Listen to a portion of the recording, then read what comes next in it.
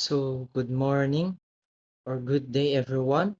Welcome to our lesson 4, which is all about double integrals.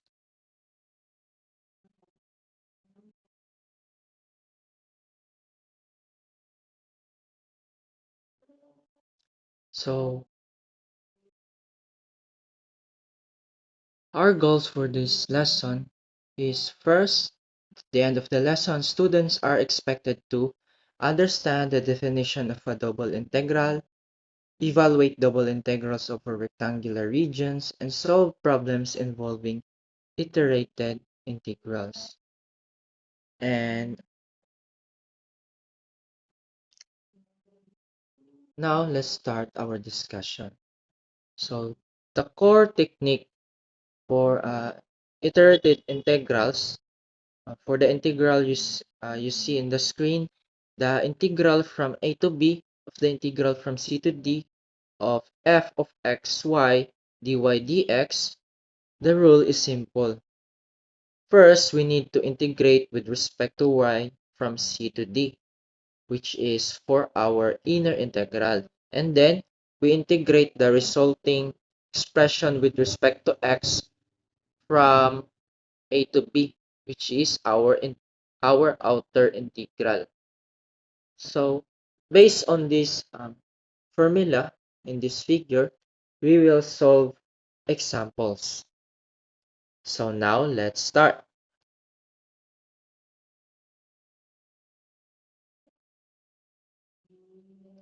So for our example 1, let's take a look at example 1. We are asked to evaluate the double integral, the integral from 0 to 1 of the integral from x squared to x of the quantity of 1 plus 2y dy dx. Notice the inner limits are functions of x, meaning our region of integration is not a simple rectangle. So now let's start. So for our step 1, the inner integrals, we need to set up it first. So we start by focusing on the inner integral, which is with respect to y. So the integral from x squared to x of 1 plus 2y dy.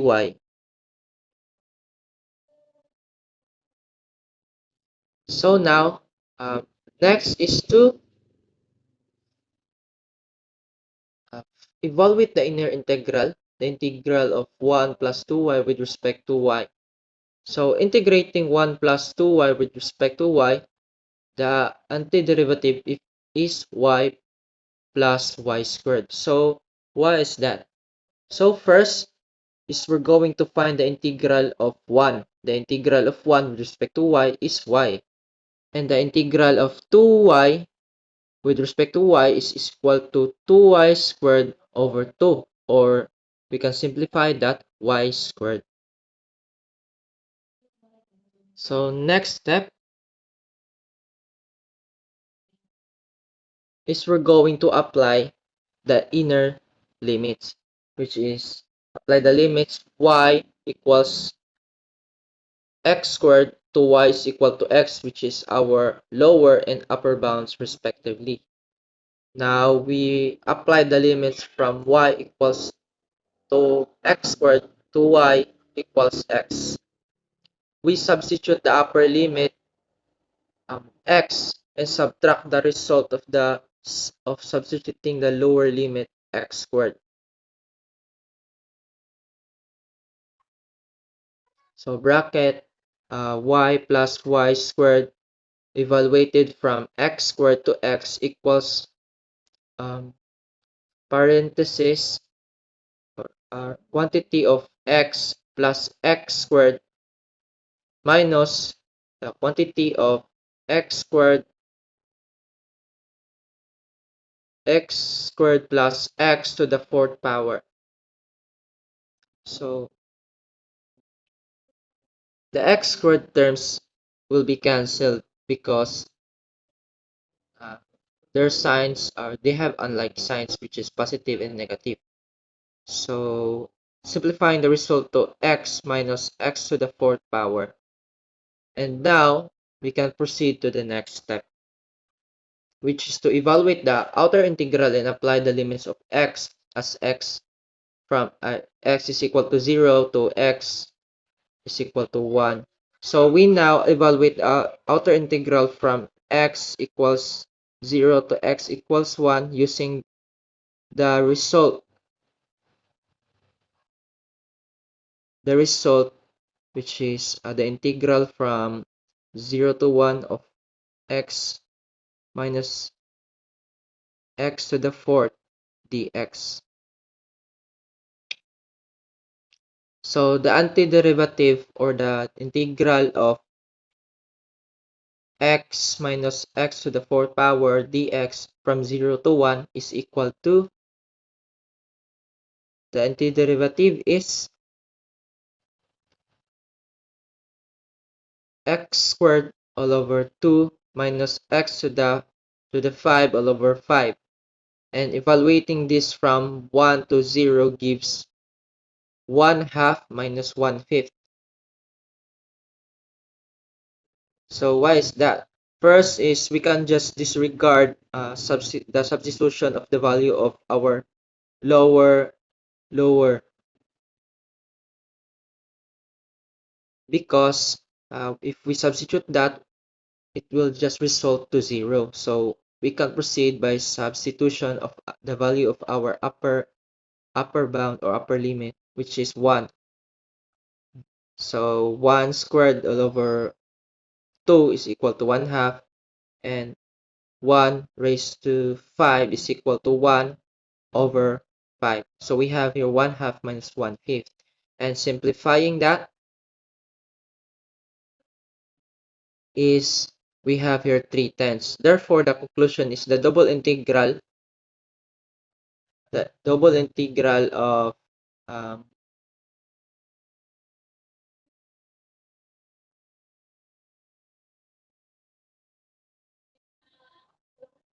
double integral for this problem is equal to 3/10.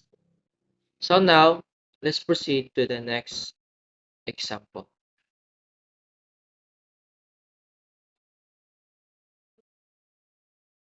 So for example 2, the limits are constants. So we are integrating over a rectangular region. Evaluate the double integral, the integral from 1 to 3 of the integral from 0 to 1 of the quantity 1 plus 4xy dx dy.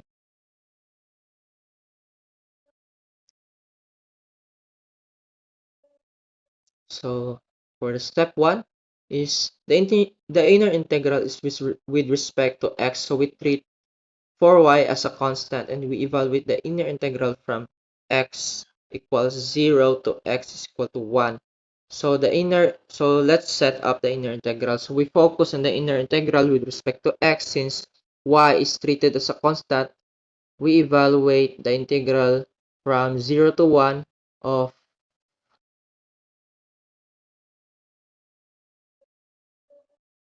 of 1 plus 4xy dx. So find the antiderivative and apply inner limits.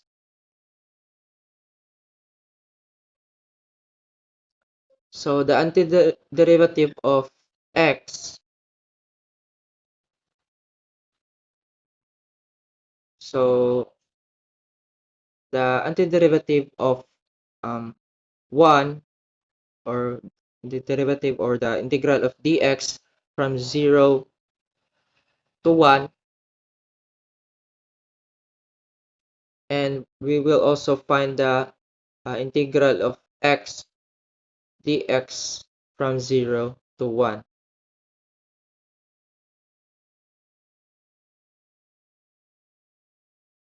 So first, let's find the integral of dx from 0 to 1. The integral of 1 is equal to x plus, which is the constant 4y. 4y is a constant as it is treated as a constant because we evaluate with respect to x. So we integrate with respect to x. So the integral of x dx is equal to x squared all over 2, and we evaluate that from 0 to 1. And uh, so we can substitute the value of our upper limit and lower limit, and that results to 1 plus 4y multiplied to 1 half, and we can simplify that. So 4y times 1 half is equal to 2y. So we have here 1 plus 2y. After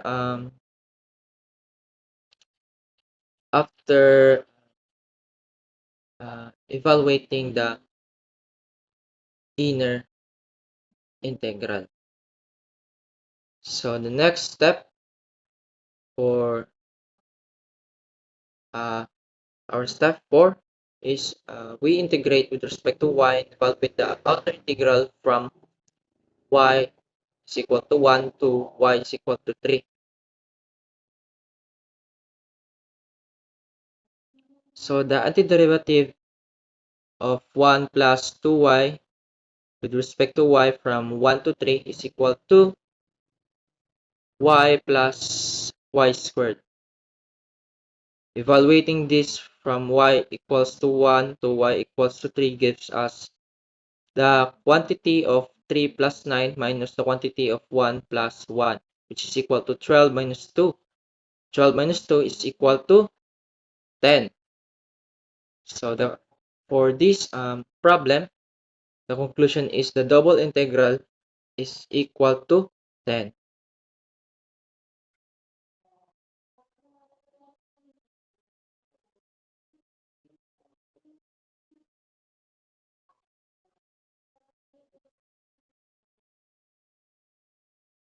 So for our lesson 5, we can now move to lesson 5, double integrals in polar coordinates. This is a powerful technique for regions with circular symmetry. As you can see on the next slide, describing these regions with rectangular coordinates is complicated. So polar coordinates r and theta make the limits much simpler. So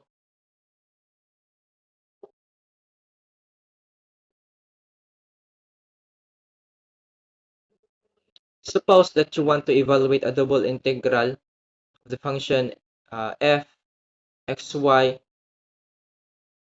the double integral of f xy dA, where r is one of the regions shown in this figure, the figure below.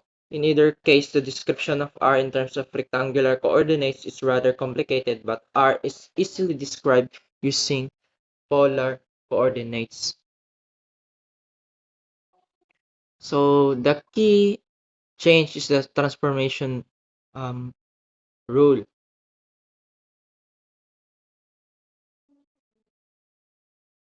So we have here the polar coordinates formula. So the key change is the transformation rule, as we can substitute x is equal to r cosine theta and y is equal to r sine theta. Crucially, the differential area element dA is replaced by r dr d theta. And now let's try to solve an example.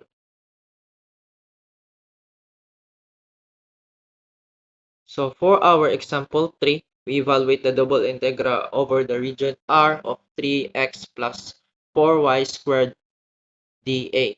R is the region in the upper half plane bounded by circles x squared plus y squared equals 1 and x squared plus y squared equals 4. So step 1 is we're going to set up in polar coordinates, the region R is defined by R from 1 to and theta from 0 to pi. After substituting including the R factor, the integral is the integral from 0 to pi of the integral from 1 to 2, the quantity 3r cosine theta plus 4r squared sine 4 4r squared sine squared theta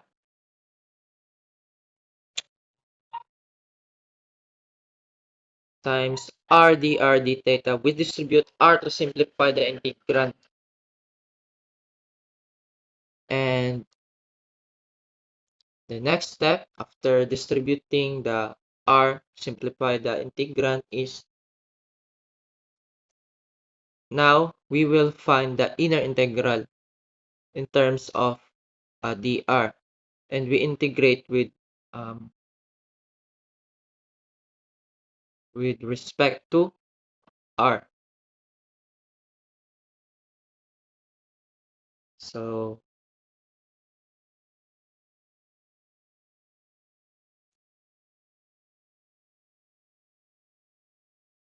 we integrate with respect to r. The antiderivative is r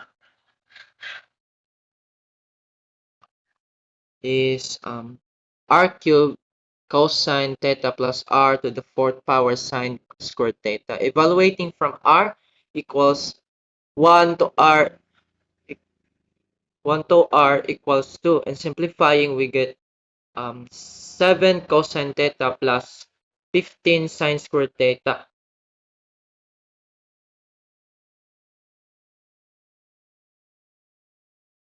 So now we can integrate this result with respect to theta. To integrate sine squared theta, we use the trigonometric identity. Sine squared theta equals 1 minus cosine 2 theta. So the final derivative is evaluated from 0 to pi, and all sine terms evaluate to 0. We are left with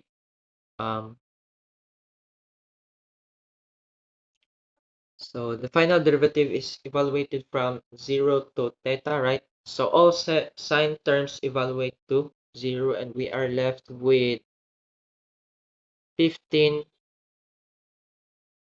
theta over 2. So after plugging in pi,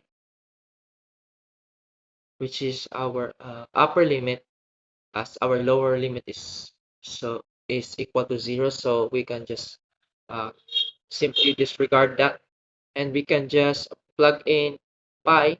It's about the value of our theta, so we have here 15 theta over 2. So that's it.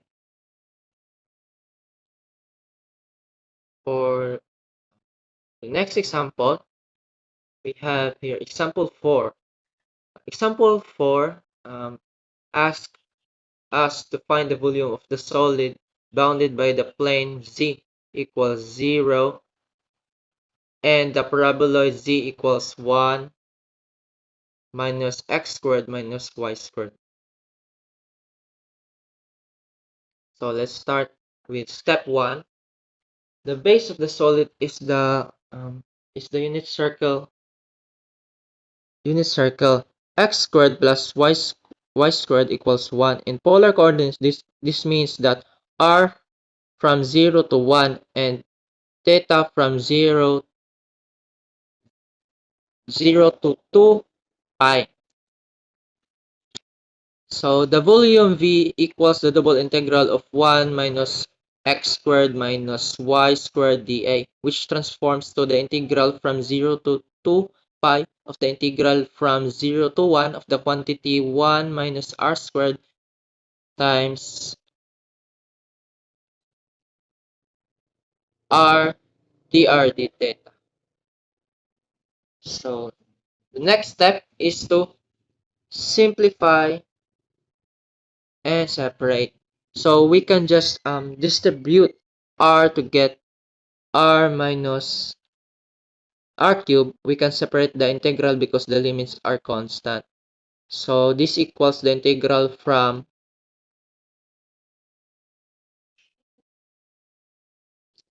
from 0 to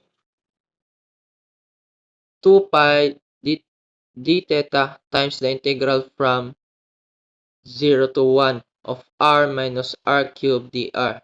So we can just integrate and apply limits. The integral gives us 2 pi,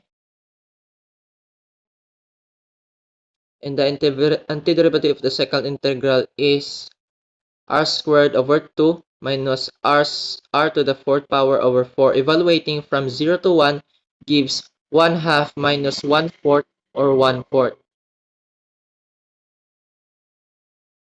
So the last step is multiplying 2 pi by 1 fourth gives the final volume, which is equal to pi over 2.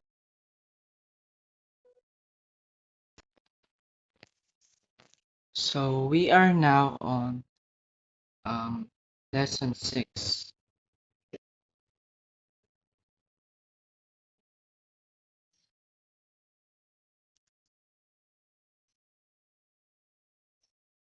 So applications of double integrals. So suppose the lamina occupies a region D of xy plane and its density in units of mass per unit area at point xy in D is given by of r of xy, where r is a continuous function on D, which means that p of xy is equal to the limit of change of m all over change of a, where change of m and change of a are the mass and area of a small rectangle that contains xy, and the limit is taken as the dimensions of the rectangle approach 0.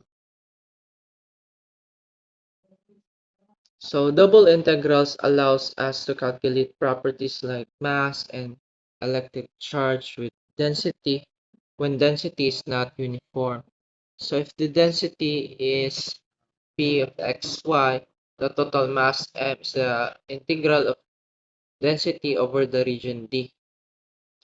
If the charge density, the total charge Q is found by integrating the function over the region D, and Q equals the double integral over D of the function in terms of dA.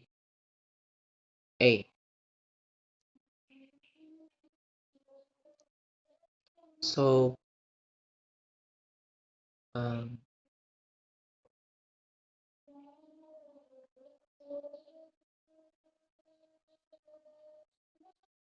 so for example, if an electric charge is distributed over a region of D and the charge density in units of charge per unit area is given by the function of x and xy at point xy in D, then the total charge Q is given by Q is equal to um, the double integral of over the double integral of the uh, of region D over region D of the function in terms of dA. So physicists also consider other types of density that can be treated in the same manner. So we can try to solve an example. So example 5, find total charge by integrating charge density. So charge is distributed over the triangular region D, so that the charge density at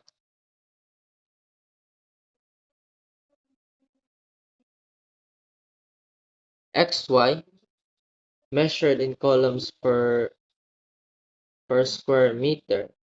So now let's find the total charge.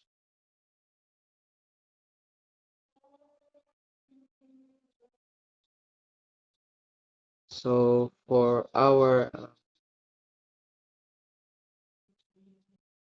step 1 is the total charge Q is equal to the total charge Q is the double integral of the density uh, xy, and we can set up the integral as Q equals the integral from 0 to 1, the integral from 1 minus x to 1 of xy dy dx. So the inner integral dy and limits, so we can integrate xy with respect to y, resulting in x times y squared over 2, and we evaluate this from y equals 1 minus x to y equals 1.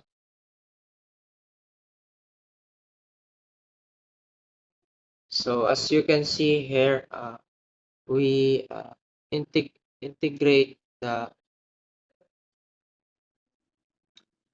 x uh, function xy in terms of y from 1 minus x to 1.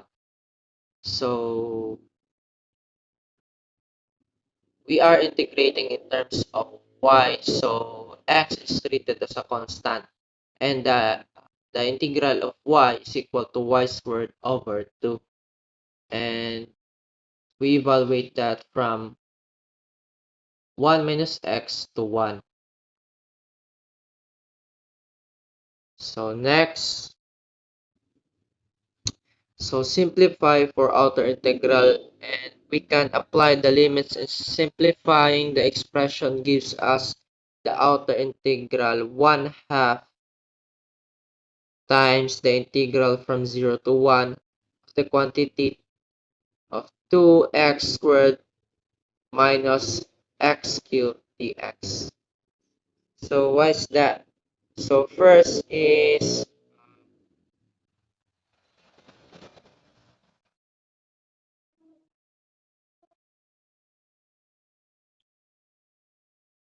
we're going to took out 1 half as it is a constant, and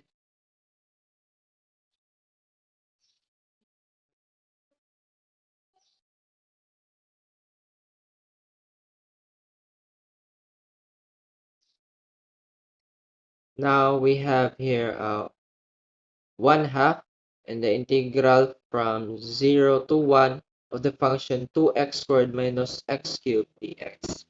So now we can find the antiderivative or the integral of 2x squared minus x cubed. So